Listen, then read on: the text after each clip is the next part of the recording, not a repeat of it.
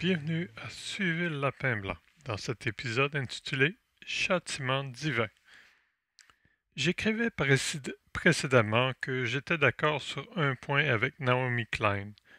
L'idée que la Terre est une chose à notre service nous a été inculquée. Le reste de Tout peut changer est de la propagande. À l'époque de John Muir, la religion guidait chaque geste du quotidien. Nous pouvons croire que cette époque est révolue. Pourtant, si vous observez les adeptes des témoins de Jéhovah, ou d'Allah, ou de Yahvé, il n'en est rien. À cette même époque, le concept de châtiment divin faisait frémir les populations et justifiait les aléas de la vie. Il provient de l'Ancien Testament et d'autres mythologies, ayant des dieux vengeurs. Encore une fois, drapés du dogme scientifique, nous pouvons croire que cette époque est révolue. Pourtant, cette idée a toujours cours dans des populations autour du monde. Je pense par exemple à celles affectées par le sida. Nous pouvons dire que c'est le fait d'une faible éducation, mais ce serait changer un endoctrinement pour un autre. Si elles savaient la vérité, elles abandonneraient sur le champ cette idée de châtiment divin. John Muir écrivait ces lignes au XIXe siècle. Elles sont malheureusement toujours d'actualité. Citation. Le monde, nous dit-on, a été formé spécialement pour l'homme.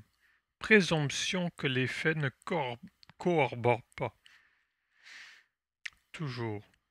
Beaucoup de gens éprouvent une douloureuse stupéfaction lorsqu'ils découvrent dans l'univers de Dieu quelque chose, vivante ou morte, qu'ils ne peuvent ni manger, ni, comme ils disent, se rendre d'une utilité quelconque.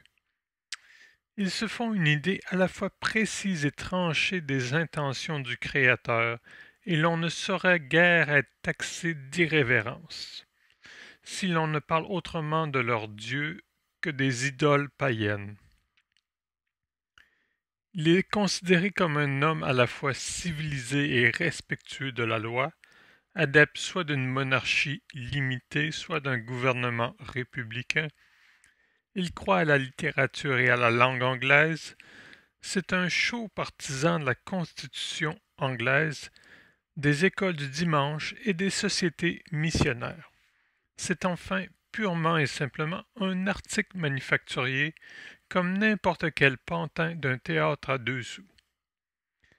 Avec des idées pareilles du Créateur, il n'est bien sûr pas surprenant qu'on ait une conception erronée de la création. Pour des gens aussi comme il faut, les moutons, par exemple, ne sont pas un problème difficile. Faits pour nourrir et pour nous vêtir, mangent l'herbe et les pâquerettes en vertu d'un ordre divin et à cette fin prédestinée, étant patent que le besoin de laine découlerait de la pomme mangée dans le jardin d'Éden. Dans le même plaisant schéma, les baleines sont des dépôts d'huile, instaurés à notre intention pour aider les étoiles à éclairer nos voies obscures en attendant la découverte des puits de pétrole de Pennsylvanie. Parmi les plantes, le chanvre, pour ne rien dire des céréales, est un exemple évident de destination dans le domaine de l'emballage, du gréement des navires et de la pendaison des scélérats. Le coton, lui, en est un autre dans le domaine de l'habillement. Le fer a été fait en vue des marteaux des charrues, le plomb en vue des balles, et le tout à notre intention. Il en va pareillement de quantité de choses insignifiantes. Pourquoi ne pas les interroger, ces profonds exégètes des intentions divines? Qu'en est-il des animaux, lions, tigres, alligators, qui mangent l'homme tout cru, et de ces myriades d'insectes malfaisants qui ruinent son travail et qui boivent son sang? Ne fait-il aucun doute que l'homme ait été destiné à leur servir de nourriture et de boisson? Ah mais non, pas du tout. Ce sont les difficultés insolubles en relation avec la pomme du paradis terrestre et le démon. Pourquoi l'eau noie-t-elle son Seigneur? Et pourquoi tant de minéraux l'empoisonnent-ils? Pourquoi tant de plantes et tant de poissons sont-ils ses ennemis mortels?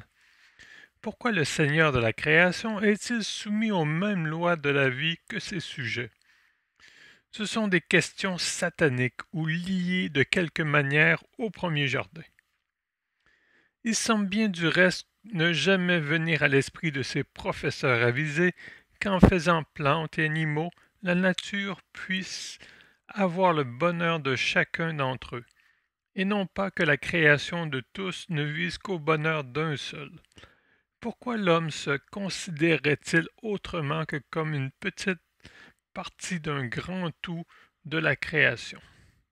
Et que toutes les créatures que le Seigneur a pris la peine de créer, laquelle n'est pas essentielle à la complétude de ce tout, c'est-à-dire du cosmos. Sans l'homme, l'univers serait incomplet, mais il serait également sans la plus petite créature transmicroscopique vivant hors de la portée de nos yeux et de notre savoir présomptueux. Citation terminée. John Muir, 1500 km à pied, page 103 à 105. John Muir était un homme libre, libre de ses pensées, libre de ses mouvements, une espèce rare à son époque. Elle est encore plus rare à la nôtre.